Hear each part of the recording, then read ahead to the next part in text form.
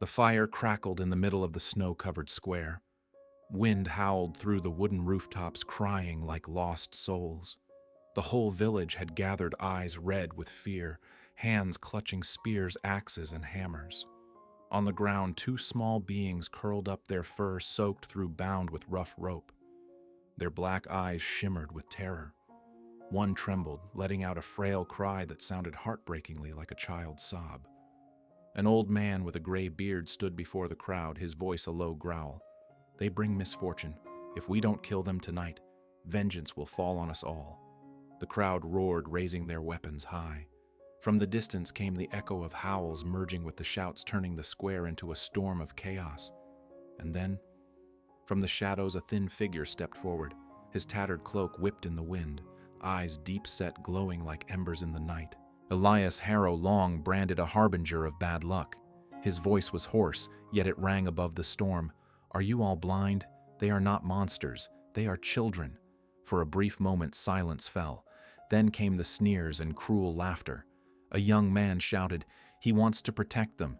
He betrays us all." Every hateful gaze turned upon Elias, but he did not waver.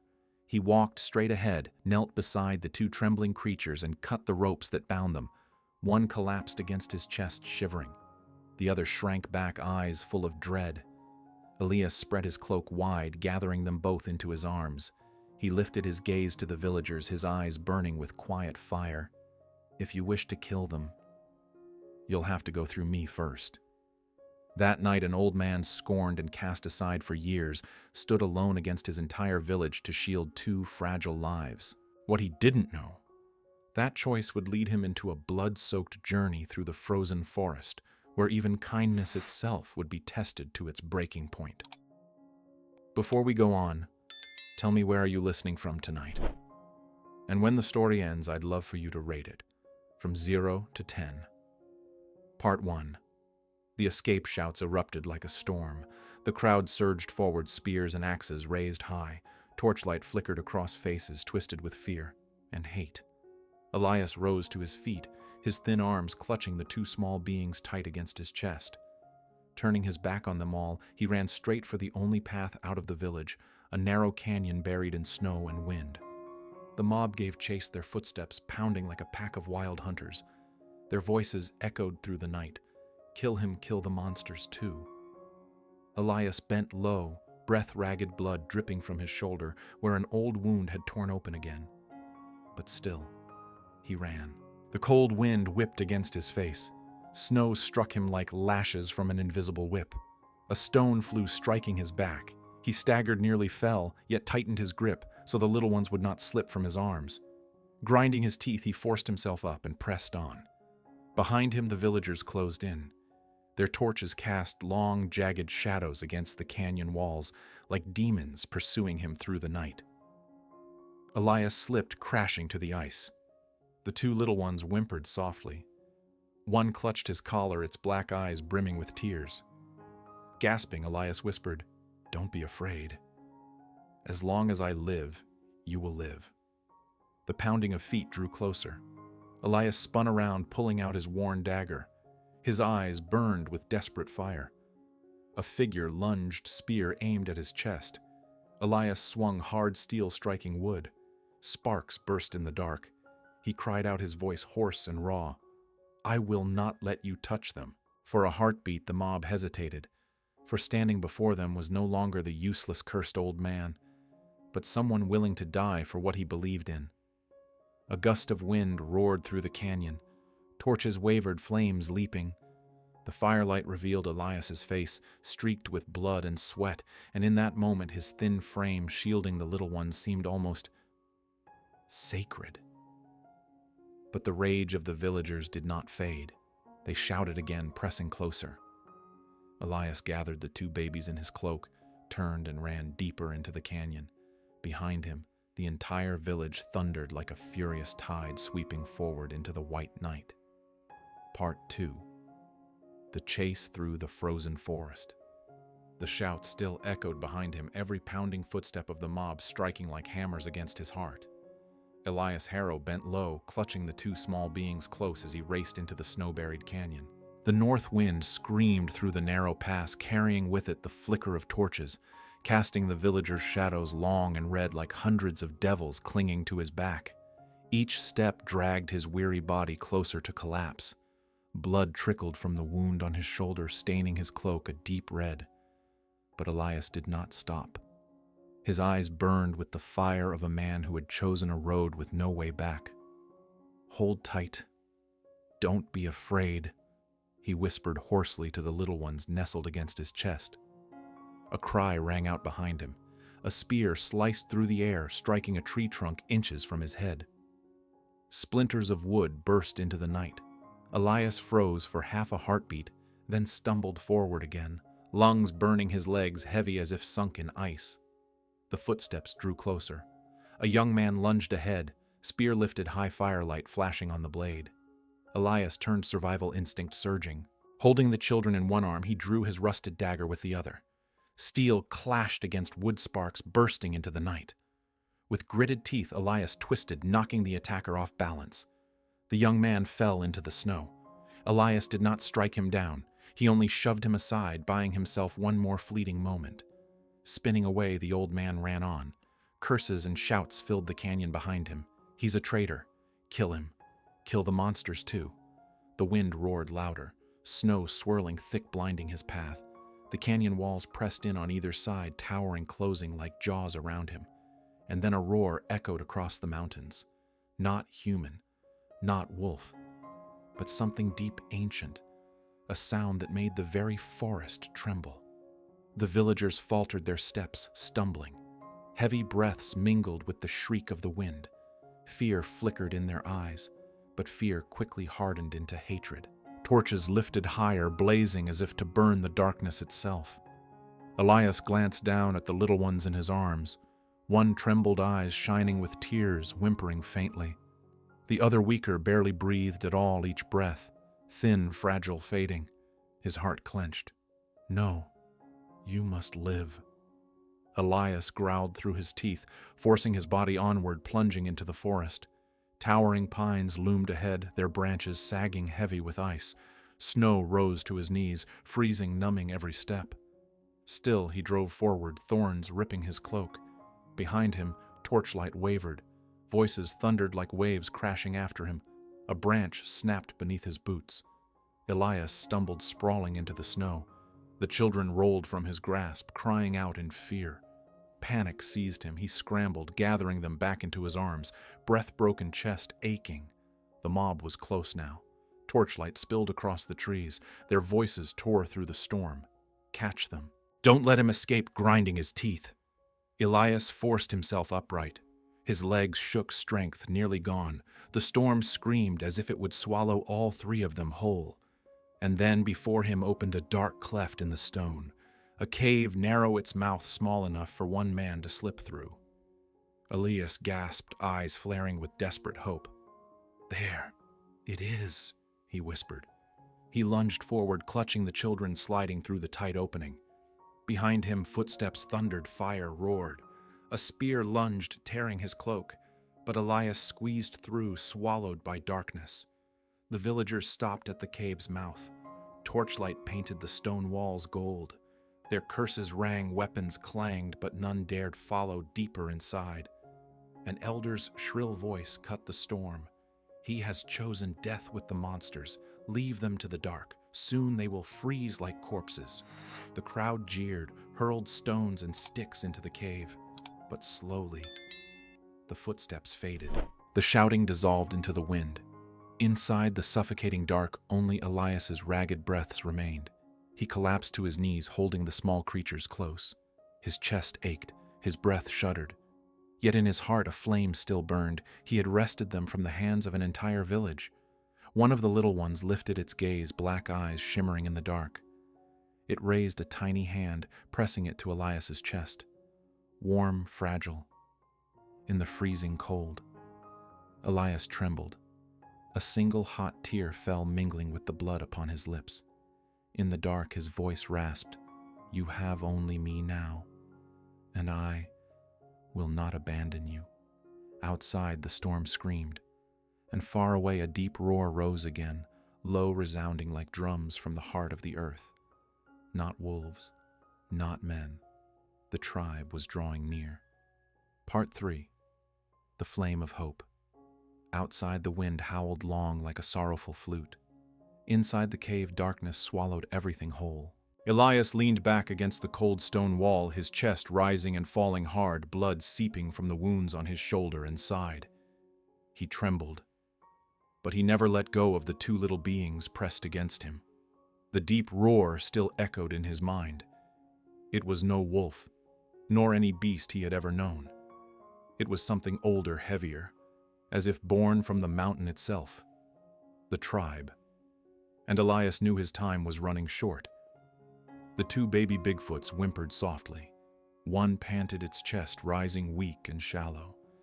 Elias pressed his hand against it, feeling how faint that heartbeat had grown.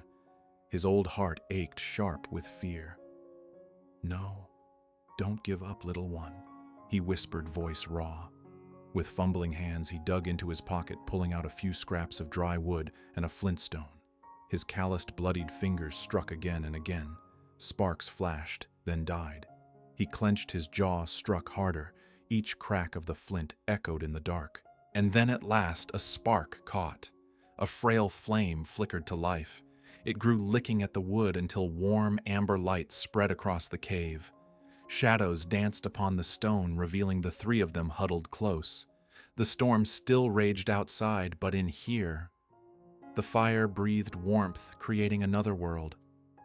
Elias slumped down, pulling the little ones nearer. One still breathed faintly, eyes half shut. With trembling hands, he tore a strip from his cloak, binding the wound at its leg. Blood seeped through, but the warmth of the flame steadied its breath. The other stared at him with wide, shining black eyes. Then slowly, it reached out. Its small furred hand pressed against his scarred, blood-stained palm. Elias froze. A memory crashed over him, the tiny hand of his own daughter long ago, holding his in a night of avalanche, before slipping away forever. Now another hand, not of his blood, not even of his kind, but just as small, just as pleading, just as trusting. A hot tear slid down his cheek, mingling with the cold blood on his lips. He squeezed the little hand gently, whispering through trembling breath, "All right, don't be afraid. I'll keep you safe." From his satchel, he pulled a piece of dry bread. Breaking it small, softening it with warm water, he held it to their lips. At first, they hesitated, eyes wary. But hunger won. They ate little crumbs, disappearing into their tiny hands. Soft chewing sounds filled the cave. And then another sound. A faint giggle. Elias startled. Then he laughed too, rough, tired, but real. The first time in years he remembered he could still laugh. The fire crackled bright, casting their shadows high upon the stone, an old tattered man and two small beings thought to exist only in legend. Yet here they sat together, sharing warmth, sharing life. Outside, the storm still shrieked, but inside the cave lay a fragile peace. Elias closed his eyes, breathing deep, and for the first time in many years he felt something stir within him, the feeling of being needed. But that peace lasted only a moment. Crash. A thunderous sound shook the cave. Stone trembled, ice rained down from above. The fire wavered, their shadows shuddering wildly on the walls. The babies shrieked, clinging to Elias. His eyes snapped open, his heart pounding. A massive shadow filled the cave mouth, then another, and another. In moments, the entrance was blocked by towering figures, their fur crusted with ice, their breath steaming thick and white.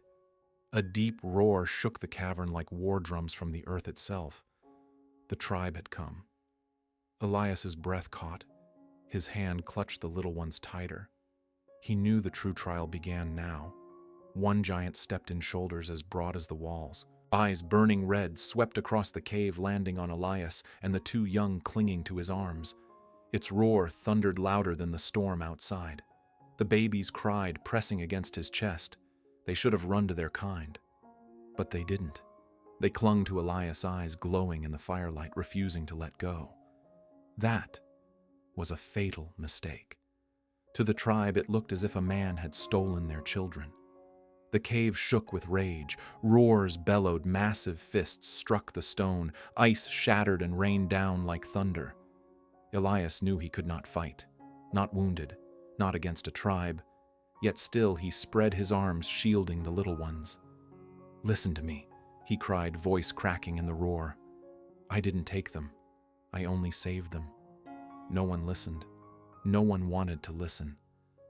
A giant lunged forward, hand crashing down like a hammer of lightning. Elias turned, shielding the children with his body. Boom! Stone split beside him. The shockwave flung him, hard blood spilling from his mouth. Still he would not let go. Through broken breath he shouted, voice raw as a vow, "If blood is needed, then take mine, but spare them." The tribe froze for half a heartbeat. Even the storm outside seemed to still. The two babies broke free from his arms. Every red eye turned, certain they would run to the tribe. But they didn't. They ran straight back to Elias, clinging to him, burying their heads in his chest, their cries sharp with grief. The roars faltered. Dozens of blazing eyes wavered. Not only rage filled them now, but confusion, and something close to respect. From the crowd, two great figures stepped forward, the parents of the young, eyes deep, glistening with tears. They roared not in anger, but in a call to their children. The babies trembled, looked up, then clung once more to Elias's cloak, eyes shining. Tears welled in Elias's eyes, mingling with blood. His voice broke as he whispered, Go to your parents. I've kept my promise." He led. Part 4. Wrath and Reconciliation. The two little ones now lay in the arms of their parents, but their eyes still lingered on Elias, brimming with tears, unwilling to let go.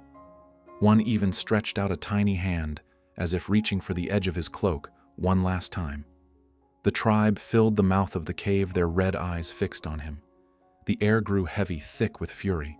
There, in the center of the cold stone floor, knelt the frail old man, bloodied and broken, yet unbowed. Elias bowed his head, his shoulders trembling from exhaustion. But his eyes still burned, not with pleading but with pride. "I kept my word," he rasped. "Your children live."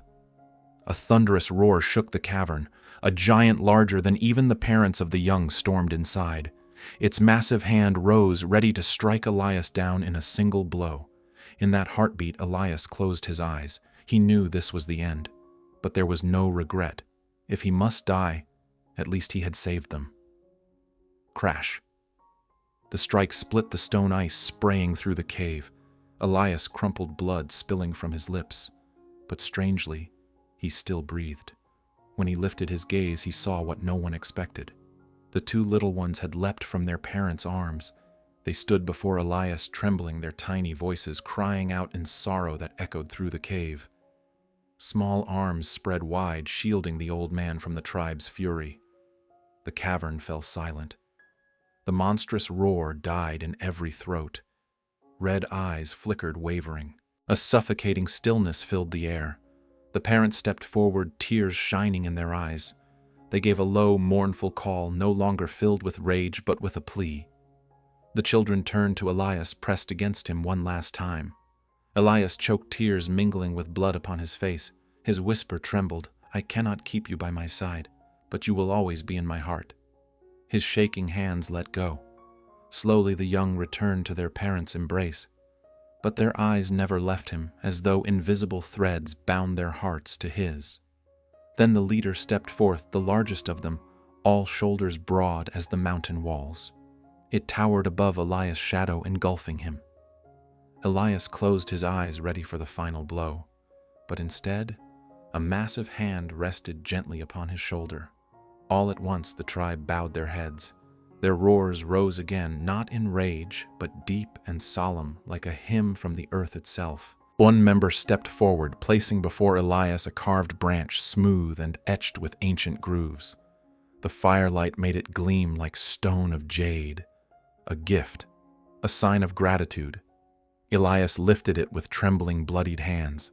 His eyes shone wet in the firelight, and upon his lips a weary, peaceful smile appeared. The little ones, safe now in their parents' arms, still glanced back, tiny hands raised as if to wave farewell. Their cries echoed faintly like the word father carried on the wind. Elias's heart ached.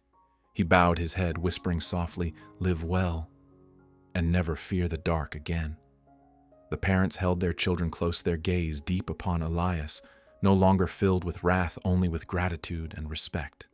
The chieftain raised a long, low roar like a horn sounding farewell, and the tribe turned one by one, their heavy steps fading into the snowstorm beyond, until only silence remained. Elias sank to the stone floor, clutching the branch of thanks in his arms. The fire's glow painted his bloodied face tired but serene. The next morning, villagers found him at the forest's edge, unconscious.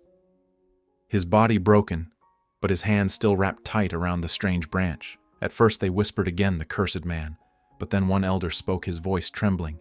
"If not for him, last night this village would have been destroyed." Silence fell over them all. No one dared speak scorn again. They bowed their heads, carrying Elias home in silence. Later, in his small wooden hut, Elias awoke by the fireside.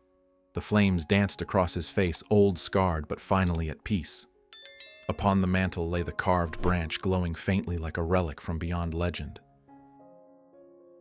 Elias closed his eyes, listening to the wind outside.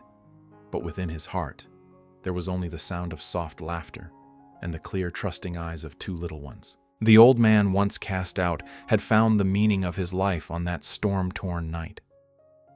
There are moments when the smallest kindness can make even a tribe of giants bow their heads. And sometimes, the one branded as cursed becomes the savior of all. So tell me, what city or what country are you listening from tonight? And when the story ends, leave your rating. From 0 to 10,